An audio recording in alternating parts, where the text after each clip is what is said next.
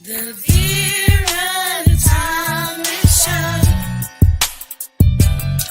The Vera Talent Show. The Vera Talent Show. The Vera Talent Show.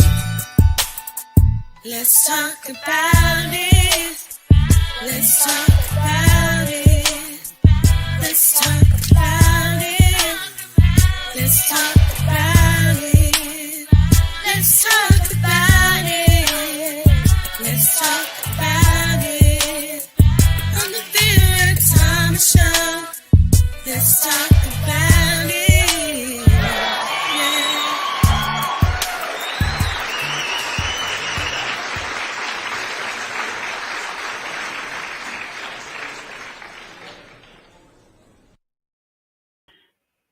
Oh. Hello, hello, hello. I am so excited to have my guest tonight. And we're going to be talking about something that may be a little um, touchy, but grief is real. How people deal with grief could be different, but just because it's different does not mean that we need to minimize it or diminish it. Grief is real.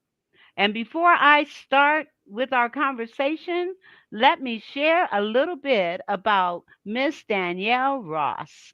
Danielle is a certified grief coach that wears many hats, from entrepreneur, graduate student, to becoming a Christian single mom to her daughter that has special needs.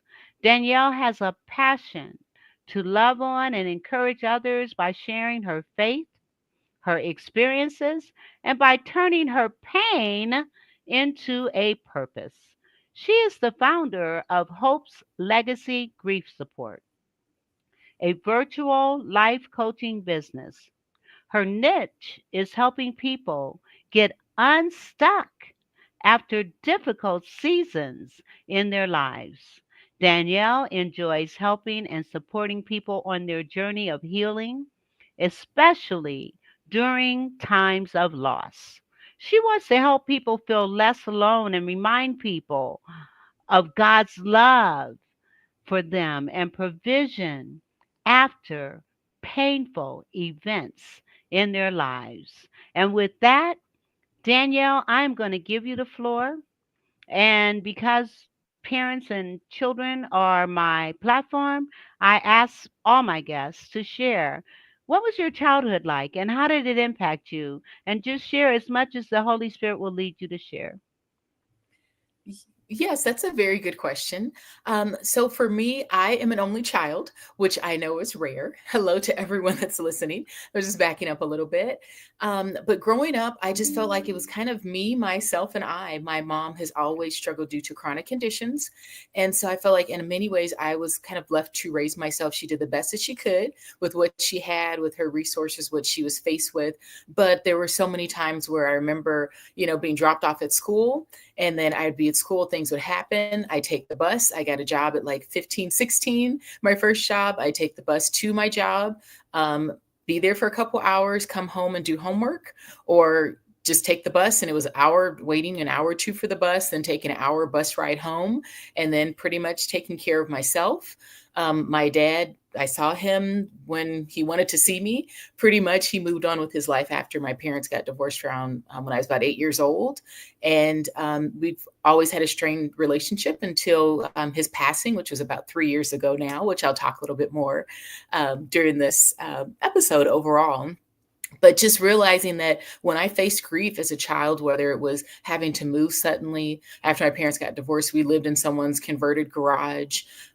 We always had losses in our family. People would pass away 3 at a time, and no one would ever talk to me about the loss. It was just something that I just had to, attend the funeral and get over it. And no one really told me about processing grief. And now as an adult, I'm learning that I'm like, no one really taught me how to grieve, that I don't just have to move forward, within my 2 or 3 bereavement days I'm given on my job, that grief can be ongoing, and that my journey is unique, and all of our journeys are unique as we're facing grief. But overall, I'm realizing that everything that's happened before in my childhood has shaped me into the person that I am today. It has been rough. It has been a lot of difficult experiences, but I see God's hand in the midst of it. And because of it, it gives me a way to share my experiences and encourage and give other people hope.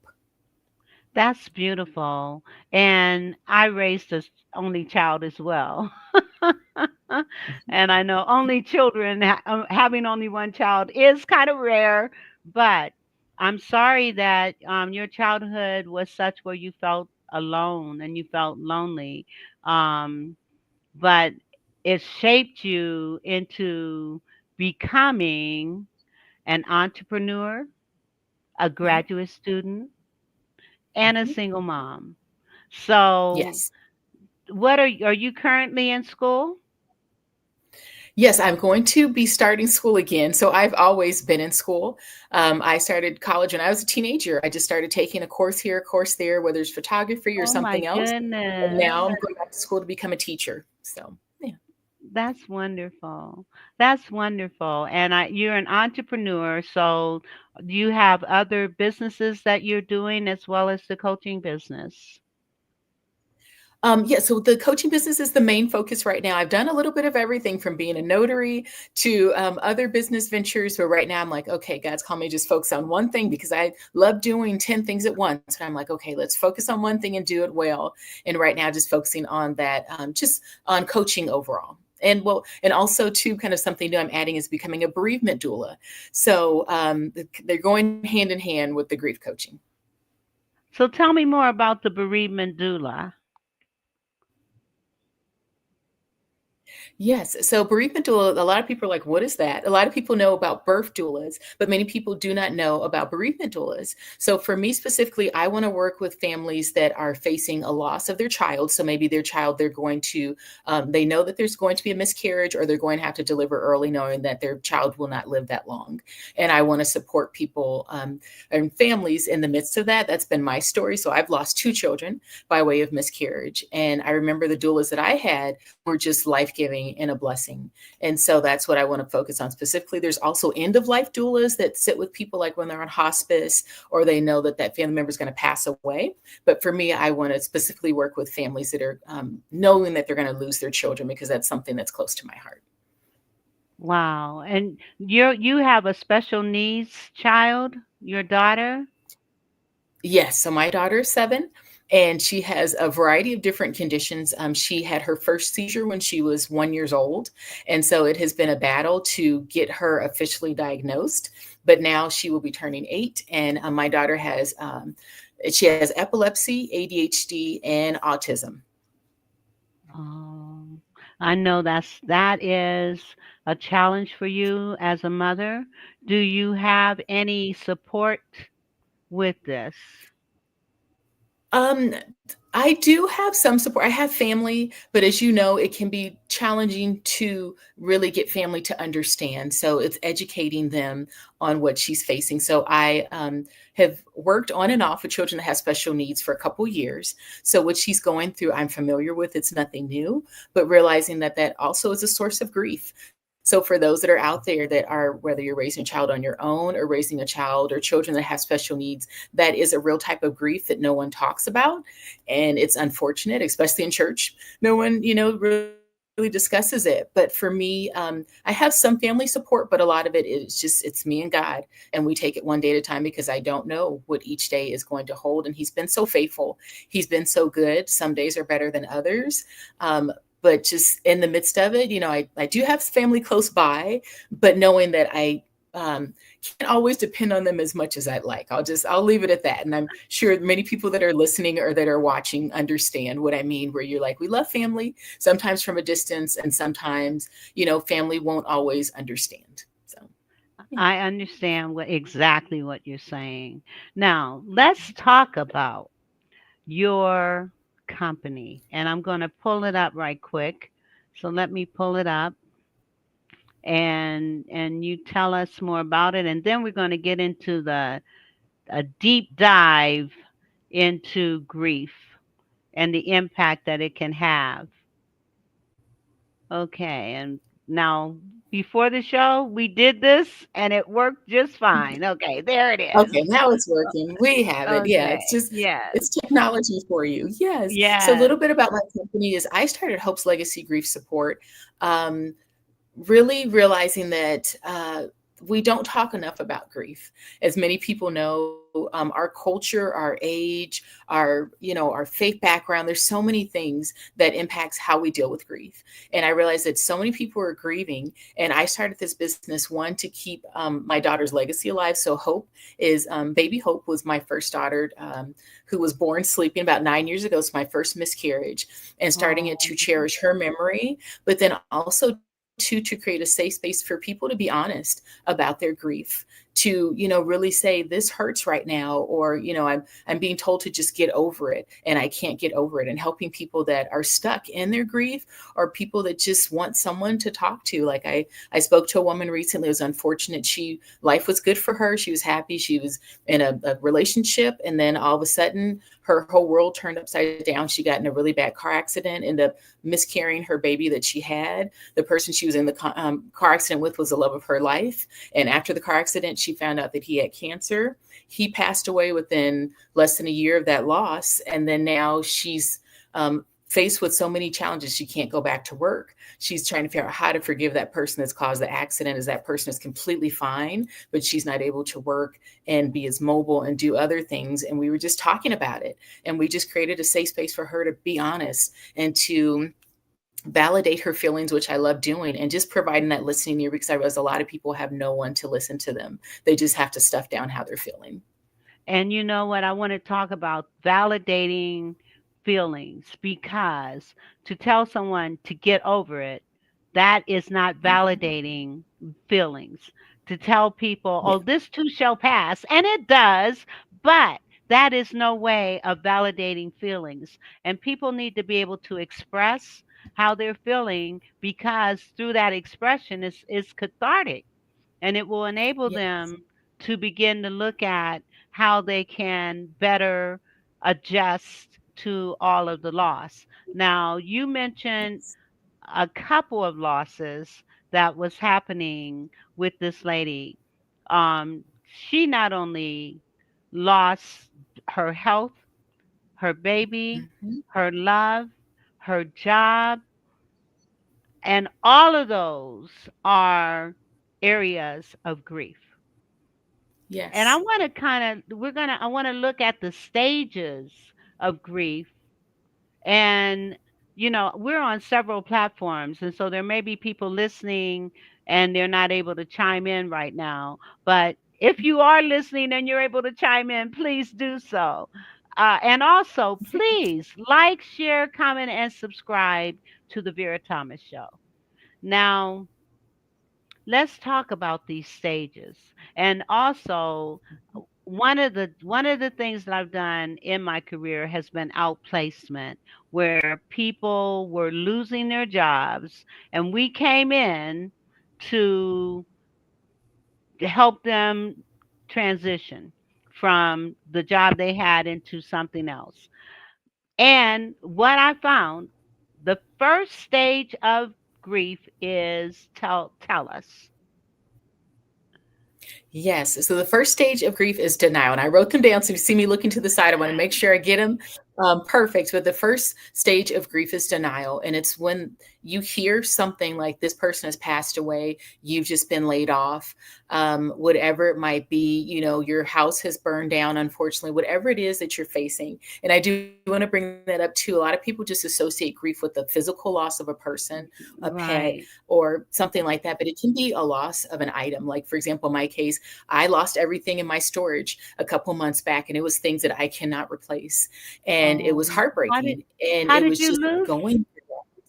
It's a Wow. long story. So my storage is in another state, and something happened to where Oh, everything is gone. So I've had to kind of oh, rebuild, and it was keepsakes from my daughter. It was my dad's shirt. oh, It was just little things, and in it, I had to grieve the loss of that, and it was okay. A lot of people say, "No, it's just objects. You can just buy a new No. this." You're like, "No, they were important to me." It was pictures, family pictures, important Yeah. documents, and so things Oh, happened, and yeah. it's unfortunate. I'll spare you the whole story, but realizing it's in that then those moments where it's that denial, when you first get that phone call, when you first realize that something that was important to you, that relationship, a friendship, as I said, at that job, an item that was important to you, you could just drop a piece of food and say, okay, I'm sad about that because I'm running low on funds and I really wanted that meal. Yes. All of these Yes. things come Yes. with grief. A lot of people Yes. say, "Oh, that's trivial," and you're like, "No, this is important to me." But No. that first stage is going through denial and realize that with all these stages of grief, you can always go between the stages. It's not like I just move Yes. forward from denial and I Yes. graduate to the next Yes. stage. I Yes. can Yes. be in denial when, I listen to a person's voicemail. I call like with my dad sometimes, I recorded his voicemail. So I just might listen to it and it doesn't feel real. And I'm like, oh, my dad is not here anymore. When I see Father's Right. Day cards in the store, I'm like, oh, I won't be buying a Father's Day card because he's not here. And sometimes I'm Right. like, it just doesn't feel real, doesn't seem real. So, Right, exactly. And I know when we did our placement, and we were this one company, the equipment, as we were doing this training, the equipment was literally leaving the building. And everyone's sitting there, oh, they did this before. This is not going to happen. They're just talking. The equipment is leaving the building, but they yes. just didn't get, and these were people that had been on this job for 15, 20, 30 years. And so that Wow. grief, that denial, was the first thing. And I remember I had a dog, right? And I had made this roast and I left it on the top of the stove, and when I got home, this dog is sitting back in his glory and my beef is gone. And I went through stages of Hmm. grief, just It like what hurts. you were saying. Yes. It's like this Hmm. was It's all we real. It is had. real. Yes. Yeah. So stages of grief are real. Yes. So denial is first. And then the next Hmm. one is, I'm going to let you share because I do know what these Anger. stages are. Anger. Yes. Yes. Anger. And it's Especially like you lose, normal. and it's normal. It is normal. So don't feel like you're out of order or out of sync because you were in denial. And then you became very angry. And it could be angry that a loved one is gone, angry that the relationship is gone, angry that the job is gone, angry that some items may be gone that you can't get back. I can so relate to your story about your storage. I left Georgia and I had no choice but to leave so much behind. And the thing I Yes. valued most were my books.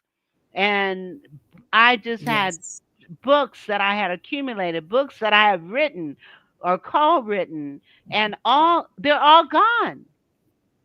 And so I'm I've sorry. Yeah, experienced that's stages of heartbreaking. grief. It is heartbreaking. And every now and then I still think about it, and that was a year ago, but I still think about all the things I lost. But it's okay. I'm not angry. But so we go through that denial, then the anger, and then what happens after anger. Yes, we have denial, anger, and bargaining.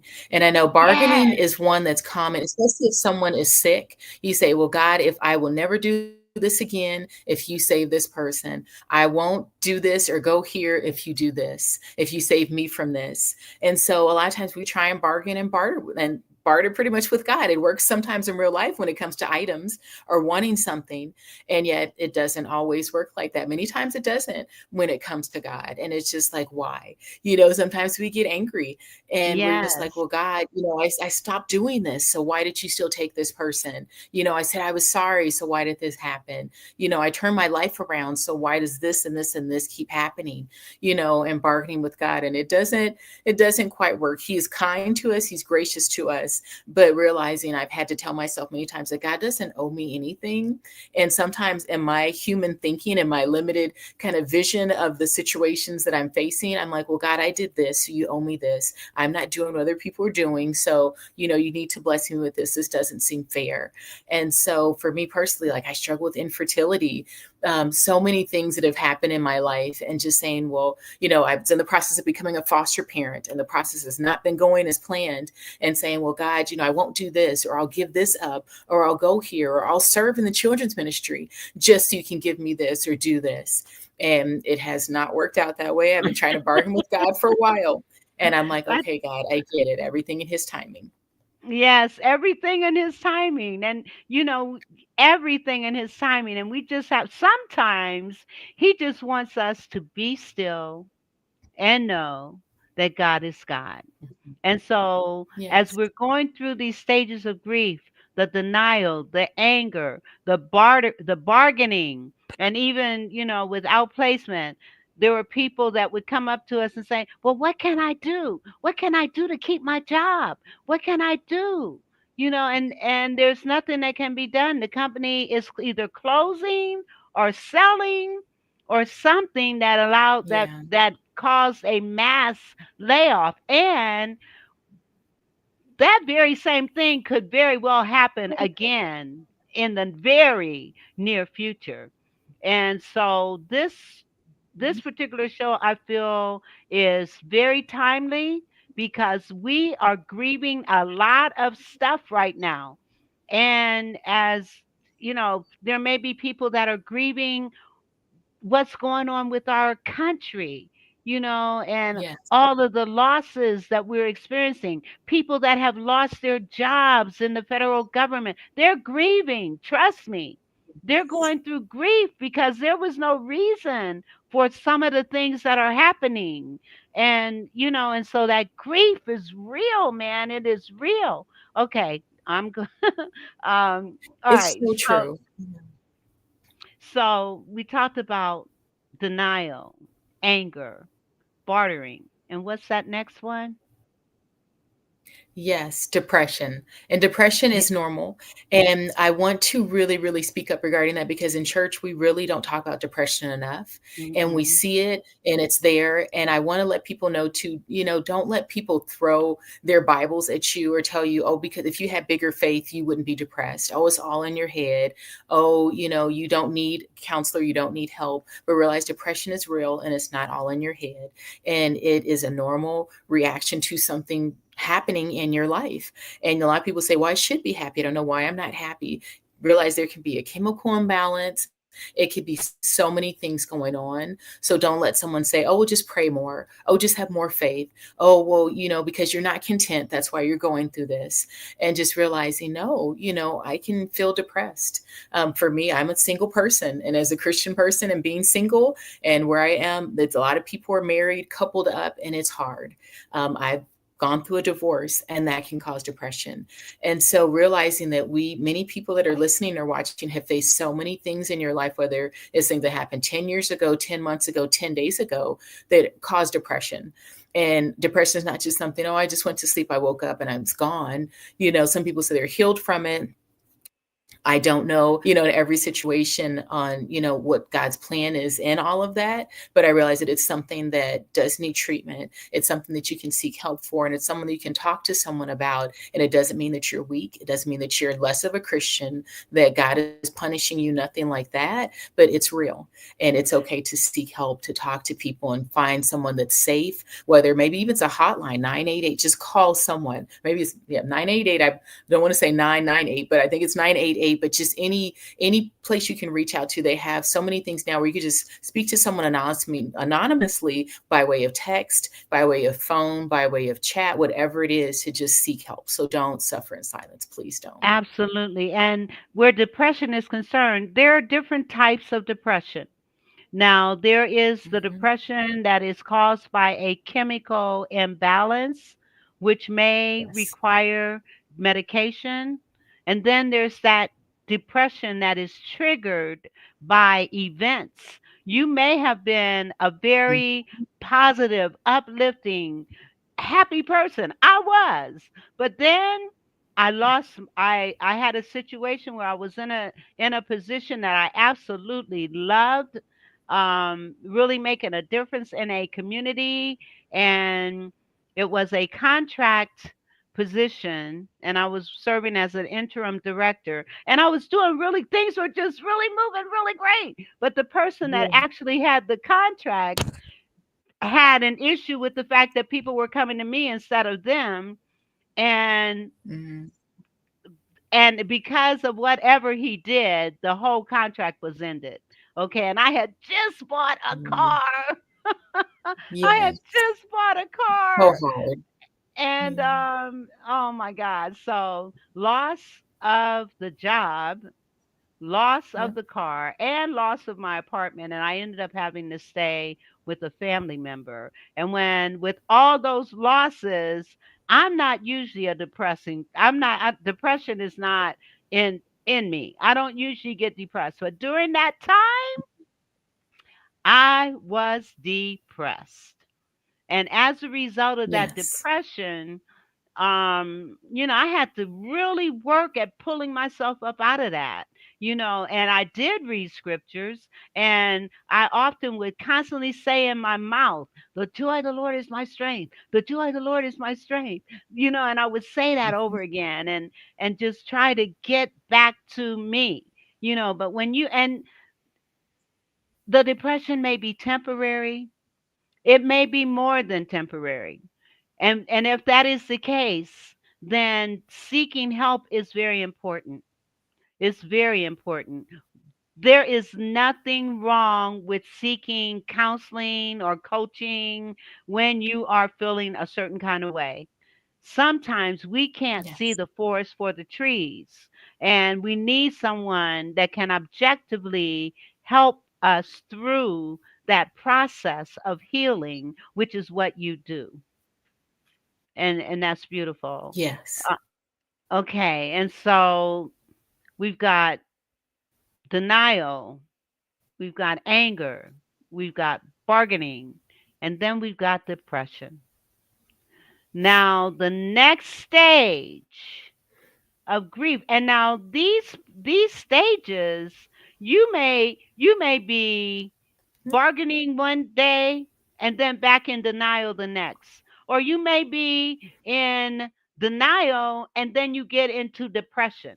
Yes. It vacillates. You may be angry one minute and then depressed the next because of all the emotions that are involved in grief. And again, it could be any kind of loss, any kind of loss can generate Yeah. grief. Loss of an animal, loss of a relationship, loss of a family, loss of a job, loss of benefits in our society. All of these things can cause grief. So once we've Yes. gotten past the depression, the next step is what? Yes, the next step, and usually, hopefully, is the final step for many. It's acceptance. And I know acceptance can be really, really hard because it's really the point where you have to face the music and just say, this is over. This person's maybe not coming back. This person will just thinking about it, just really saying, okay, now it's time to maybe possibly move forward and actually coming to terms with that loss and saying, okay, I faced something horrific. I faced something horrible. My life's been turned upside down, but I'm accepting this. Acknowledging how I feel and taking intentional steps to move forward. And one example would be I always have lots of stories, but just thinking about the relationship I was in for a couple years and dating someone that was a functional alcoholic. And in the midst of all of that, that person which just kind of popped in and out of my life every 6 months to a year. And so, with the last time, I had to really say, okay, the last time was the last time. That person made it very clear that I was never going to be his first choice, and that what I was looking for in a relationship, he would never be ready for, and he wasn't looking for. And the last time I, told him, hey, do not call me anymore. I'm moving forward with my life, because every time that person came into my life, it caused anger, it caused that depression, it caused the denial. You're like, maybe this time, this is the fourth or fifth time, it'll be better. But I made that decision the last time, have not been in contact with that person for months, and really saying, okay, this person has moved forward. He's had a baby with someone else. All of these things happening. He intentionally went back to, his ex while supposedly talking to me and saying, okay, God. And I said, well, God, maybe if, I just do this, if I just stay longer, I bargained with God, all of these different things. I got angry, everything that you can think of in the midst of it. Like I said, I was in denial, but had to really come to it and say, accepting that this person can never be what I need them to be or what I want them to be. It's time for me to move forward. And I closed that chapter, accepting it and moving forward. But it took intentional steps. It took time. It took pain. It took tears. It took sacrifices. It took letting go of things that were comfortable to move into the better and the more that God had for me. And all those things that you experienced in that relationship, God was telling you this is not the one. He was Oh, telling you yes. that. And I know your Mhm. heart was in it, but you said he was an alcoholic. And that's not what God wants for you. And you Yeah. may not have recognized it at the time, but God made provision so that you would not have to subject yourself to the ramifications of an alcoholic. And I realize there are different Yes. types of alcoholics. There's the happy alcoholic who just wants to talk and Mhm. laugh and have fun. But then you've got that other side where you don't know what bag they're going to come out of as a result of alcohol. Yes. It is truly poison. I mean, I drink wine, you know, but and I used to drink, and I was one of those happy drunks. At the time, I was a happy drunk. Okay. Okay, Yeah. I didn't like confusion, but I also recognize that. I mean, now it's not even give me my wine and I'm good. Okay, but alcoholism can how people are during the course of being inebriated can Mhm. cause much grief. Yes. So even attitudes and behaviors of others that are in our circle can cause us grief. So it can be Yes. somebody living, and they can cause grief. And if you are around someone that makes you feel like that causes you to grieve, then maybe that's not the person you need to be with. You know what I'm saying? Exactly. Yes. And so I'm glad that you were able to recognize, even though your heart was in it, you were able to recognize, and you probably went through the stages of grief with this relationship. Oh, Um, yes. you're Yes. angry because he's not what you need him to be. But you can't change him, Yes. because we cannot change anyone but ourselves. And so I say kudos to you Mhm. for recognizing. And then you also talked Thank you. about having difficulty with your pregnancies. And I can relate to that. I had three doctors tell me I would never have kids. Three. Yeah. But God. after I Yes. got But God, married, yes. after I got married and had surgery, I ended up with one child. I had a couple of miscarriages, but thank God for my son. And so Yeah. I mean, I can so identify with so much of your story where grief is concerned, having lost both my sisters within a 3-year period of time, but they were both diagnosed with cancer at the same time. And that brought about Wow. grief. And then my niece, my brother's oldest daughter, right after both our sisters passed, she was diagnosed with cancer and died a year later. So at the age of Oh, 38. no. Yes, and That's so so young. my brother, you know, it's been 4 or 5 years now, and he's still, I mean, the grief never leaves, but we need to be able to Yes. cope with it and do what you were saying, that acceptance. We have to accept those things we cannot change and change the things that we can. And the only thing that we can change is not so much the grief, but how we move forward. We can change. So I want you to kind of talk about, once you've gotten that, when you have that acceptance, then you also have that hope, which is what we're Yes. talking about. Hope through grief. So, what are some of the things that I can put in the chat that would allow people to kind of deal with their grief and get past it? Yes, good question. So I first want to start off with the definition of hope because I wanted to look it up. Different people look at it differently, but a more kind of, I was looking at more biblical definition. So I'm finding out that the word hope is mentioned almost about 130 times in the Bible.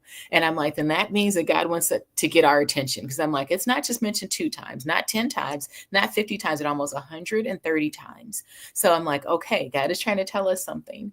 And hope can be defined as a confident expectation that God will fulfill his promises in the future and that we can trust his character. We know that he is faithful. And I know sometimes it's hard being reminded of that. We look at the Bible and we're like, well, that was them in the Bible. That's not for us. But just for me right now, in the midst of everything that I am facing, it seems like it's one thing after another thing, whether it's things happening to me directly, or you say with the economy, things happening externally that I have no control over, things happening with family, things happening regarding my job, regarding my health, other things, and just realizing that I know God's character. I know him to be faithful. And I know we have, our songs we listen to on the radio, and you're like, oh, yeah, I know it says it in the song. But I'm like, if God was faithful before, he literally will be faithful again. So just being Yes. reminded of that we can have hope because he's that one constant that we have, that one person that does not change, that we don't have to put our hope in our circumstances, because if we do, we'll never have hope. We'll always be disappointed. But we can Yes. put our hope in God, who does not Yes. disappoint. We might feel disappointment. We might have times of disappointment. I know from experience. But in that, it's not like God is, like I said, he's not like this punishment, saying, okay, that he's just sitting up there, in heaven, just laughing at us, just watching us drown. That's not what he does. No, I was and reading that Bible verse. Is Let's see, I wrote it down. Oh, how God, it says, the Lord is close to those that are brokenhearted. So Psalm 34:18. And that's just a Cliff Notes version of, there's still more to that verse, but being well, and reminded that he's close to us. What were you saying, Miss Vera? yes, two things come to mind. First of all, that song, "My hope is built on nothing less than Jesus Yes, Christ and amen. his righteousness." That came to me. Amen. And the second thing that came to me, or actually the first thing that came to me before that came to me, was the Bible. People don't understand. It is the living word. You made reference Mm-hmm. to people saying, well, that happened back in the day. No, it is the living word. And what I have found, for me, it speaks to me.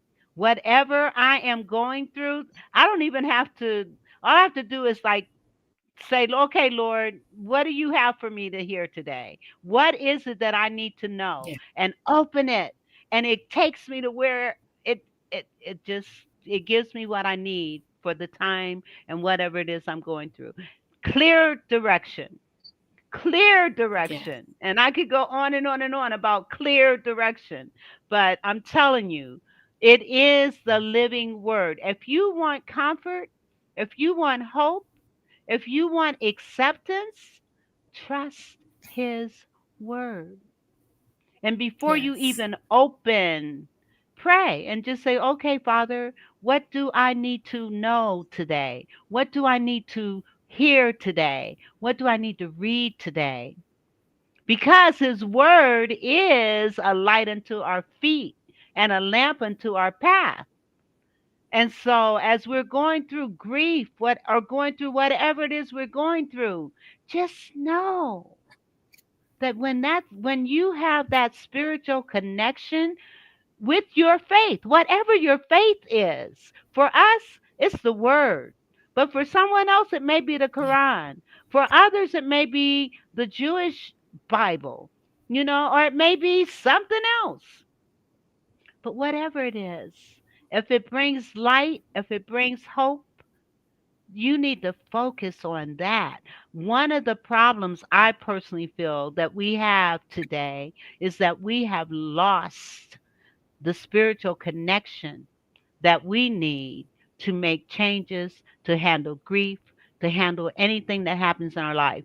In fact, the scripture says, if my people who are called by my name will humble themselves, seek their face, turn from their wicked ways, and pray, Mhm. then will I hear from heaven and heal the land.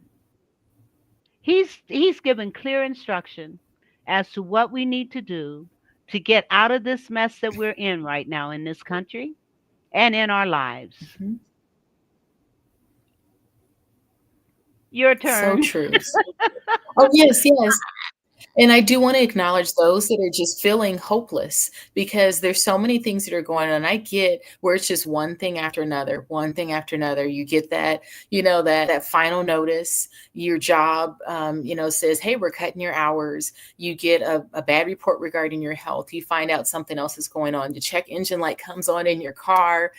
Something happens. You just go to the grocery store to get something, and you're like, "Was that, this price, or it went up by $2?" It's just things just keep happening. I get it completely. But in the midst of it, I was just telling myself today, I'm like, without God, I don't know what I would do. But just saying, I have no one else to turn to but Him.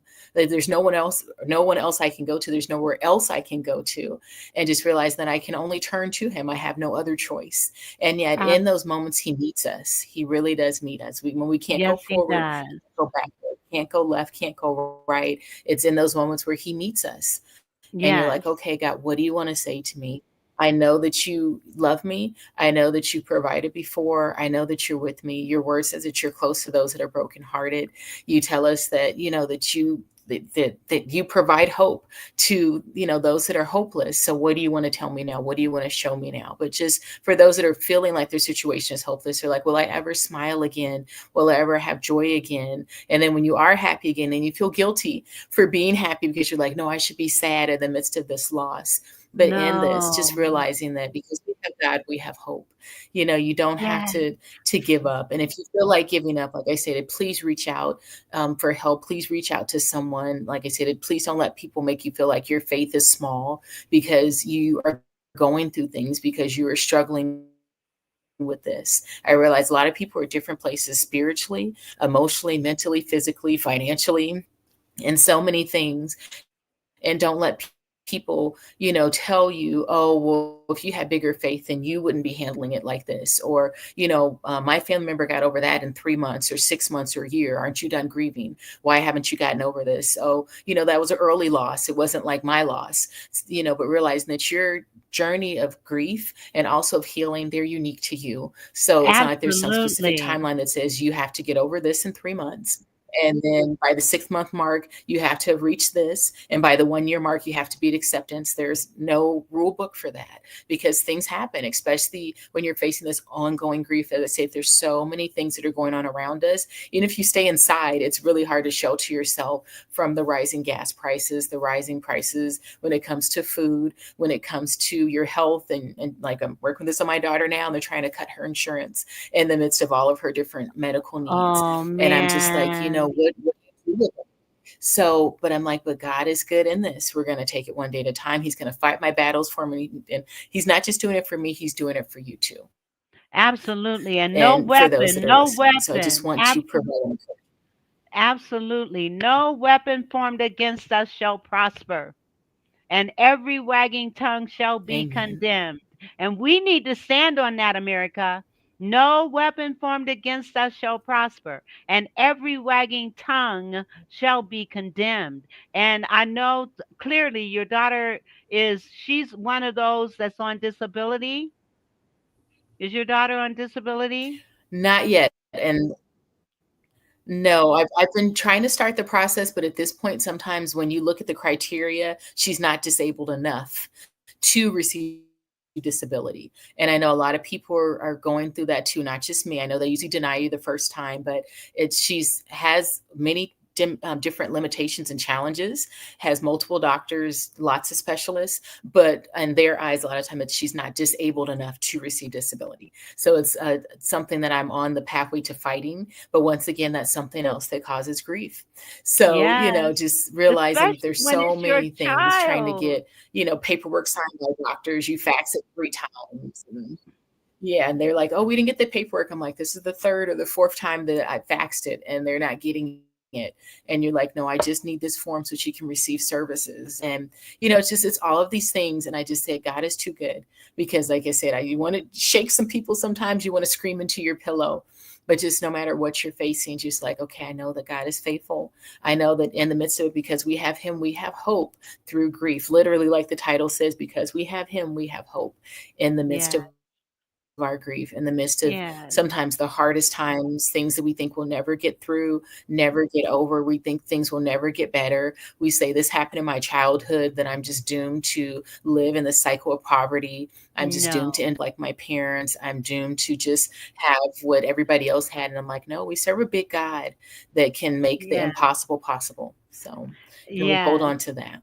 Absolutely. And if we are having those thoughts that you just mentioned, if we are saying those things to ourselves, we are sabotaging ourselves, because life and death is in the power of the tongue. So even as we are going through our grief, we need to also speak life into ourselves. And I have a commercial that I'm going to play, and then we're going to come back and talk again. So 1 minute. Forgiveness is a powerful tool for personal growth, allowing us to let go of resentment and move forward. The key to inner peace and emotional well-being. Apologies and forgiveness go hand in hand, creating space for healing and reconciliation. Inner work and willingness are essential in the process of forgiveness, requiring us to confront our own emotions and vulnerabilities. Taking a broader perspective on actions helps us understand the complexities of human nature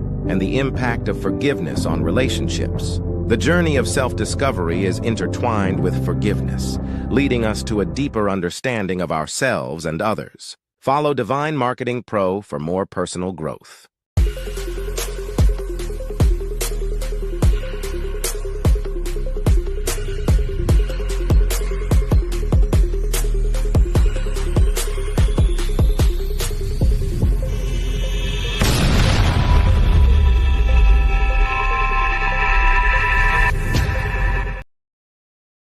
Ariel Chime, Authentic Divine Marketing, https colon forward slash forward slash See, bit.ly 15 minutes. forward Divine Chime. Divine Chime. If you want marketing tools and resources and videos and other marketing items that's unique to you, that is going to boost you and take you to the next level, you want to check out Ariel Chime at Authentic Divine Marketing, https colon forward slash bit.ly forward slash Divine Chime. So check her out and tell her you heard it on the Vera Thomas Show. All right.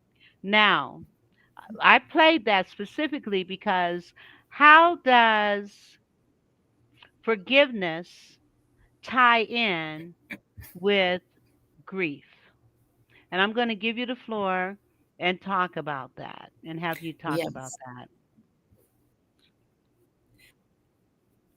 Yes, that's a really, really good and important question.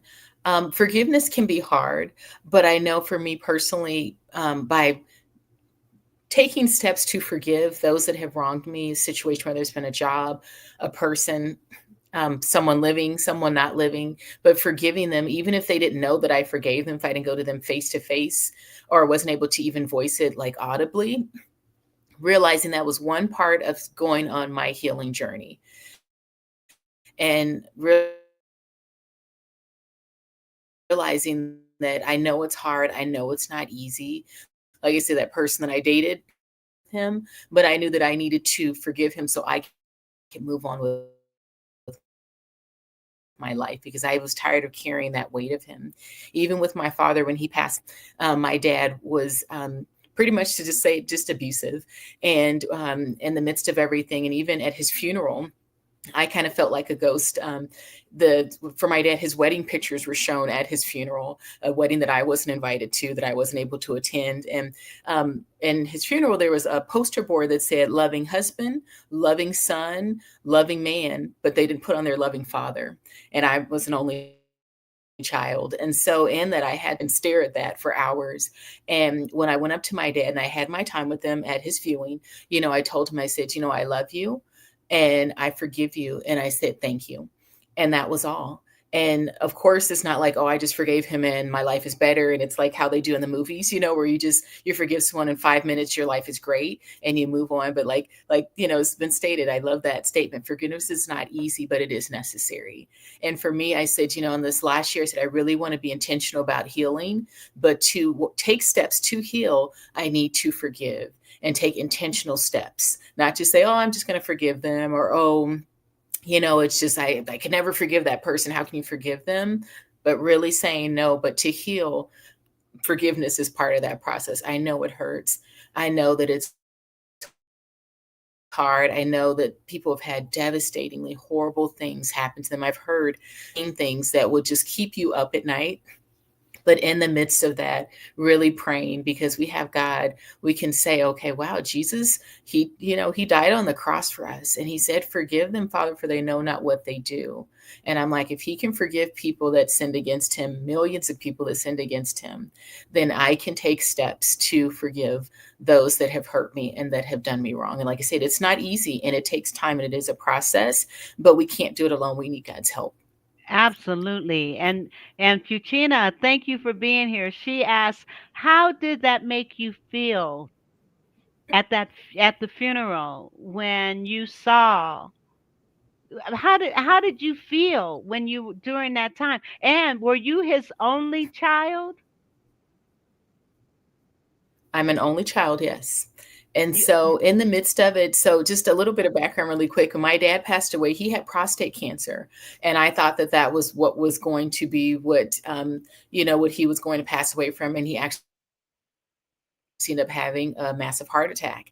And oh so in that, wow. I have a step, and they were only married for 4 years. And it was very clear that she was always preferred. She was the theme of the funeral. So it was her, yeah, the theme of the funeral had her name in it. But I'll just leave it at that. And so in the midst of it, when he passed away, was trying to comfort her, deal with all of the things that came up. And in the midst of everything, it was sudden and yet expected, like I was expecting him to pass away. My dad was only 70.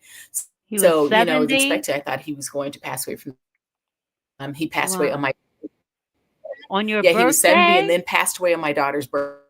Oh So we have wow. that to live with. Oh, my daughter's birthday. Yeah, my daughter's Wow. birthday. And so, just in the midst of it, it still made me feel like I wasn't seen. And that's kind of how I felt like my whole life. Like no matter what I did, it was never enough for my dad. And in the midst of it, just like no matter what I did, it just seemed like it was never enough. And so there's still those wounds that still run deep. There's still those grief triggers. There's still the things that happened. God is not Yes. like my dad. And I've had to really hold on to that. I still have my father wounds, but realizing that everything that my dad didn't do, that God is just God. reminding me that he is a Yes. loving father and he's there. And it's still hard to relate to him, as Yes. my father. But in all of that, I said, if I don't forgive him, this is going to haunt me for the rest of my life. There's still so many Yes. questions that I have, so many things that were hidden, so many things that we still don't know why.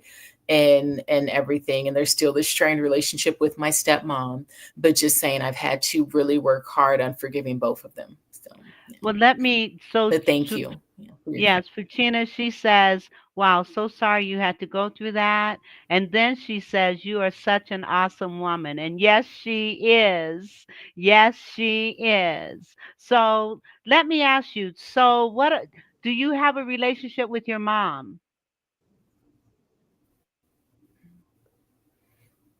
Can you hear me?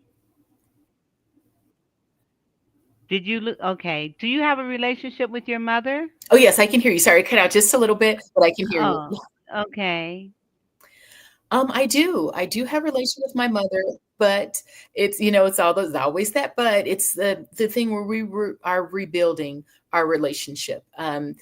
Things have happened that have come up, and she's made statements that she felt like I haven't been there enough for her and that different things. But for me, I've grown up with my mom who's always been chronically ill. So I remember being 7 years old, 6 years old, and being in the emergency room with her for still to this day taking care of her, but still setting boundaries, setting limits, and having to forgive her too.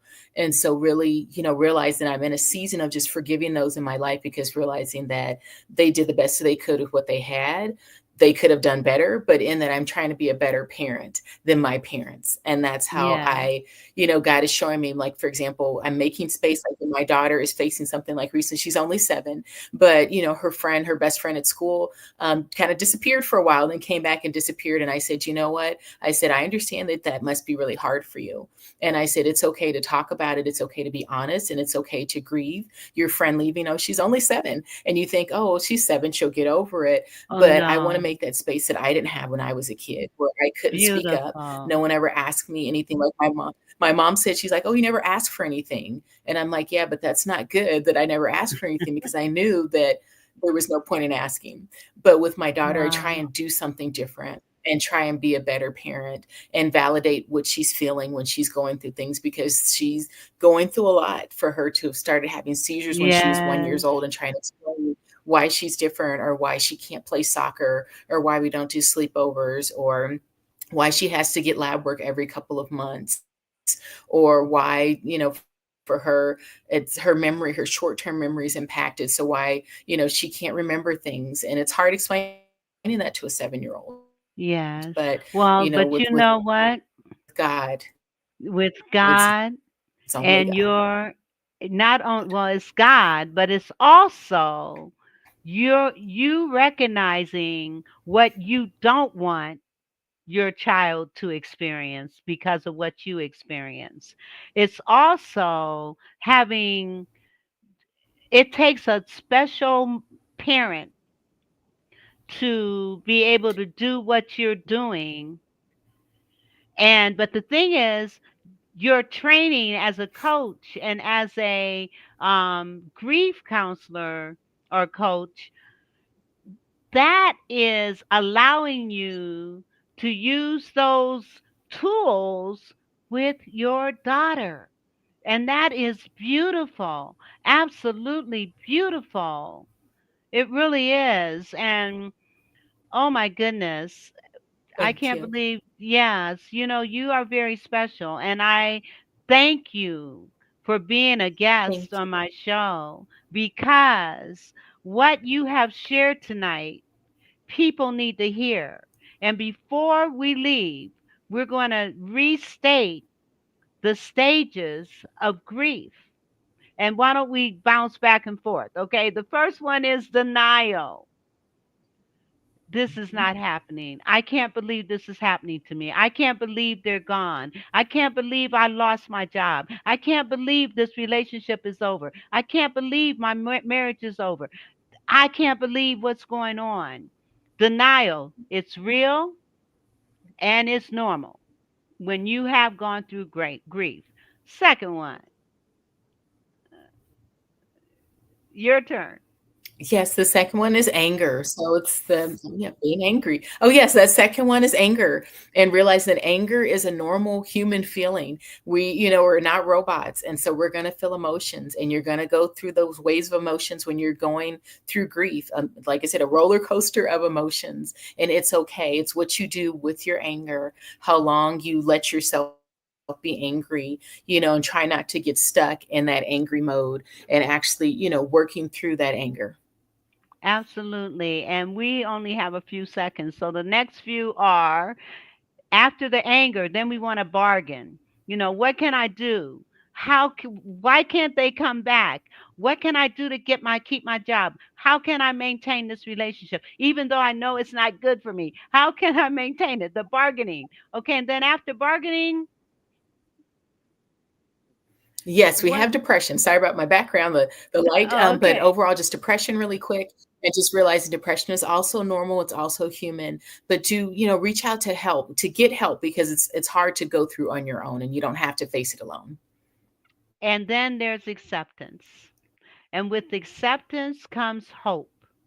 And when you've got hope, you can hope yourself through grief. Now, also, be aware that you may go back and forth between all of these stages. You may have acceptance, but then something triggers you and you go back to the bargaining, or something triggers you and you get angry and then you come back to acceptance. So you can go back and forth and continue. Well, listen, we have ran out of time. I can't believe it.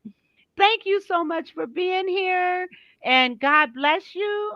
We're going to visit this again because grief is very, very, very Yeah, real, and the stages are real, and what you're going through is real. And don't allow other people to tell you how yeah, you need to grieve. You know how you need to grieve. And if you need to get help, then do so. If you need to get help, contact Hope Legacy Grief Support at 972-292-8397. 972-292-8397, or go to www.hope Hope's Legacy GS, which stands for Grief Support. Hope Legacy GS is in Sam.com. Well, listen, I'm putting that in the comments so that people will be able to see this, and get in touch with you if they're feeling overwhelmed with grief. And again, thank you so much for being here. And if you don't mind holding on before we leave so that I can close out. Okay, so I'll of see you in a course. minute. Don't leave. Listen, thank you all for being here. God bless you. And we will see you on Thursday. So God bless. Bye bye.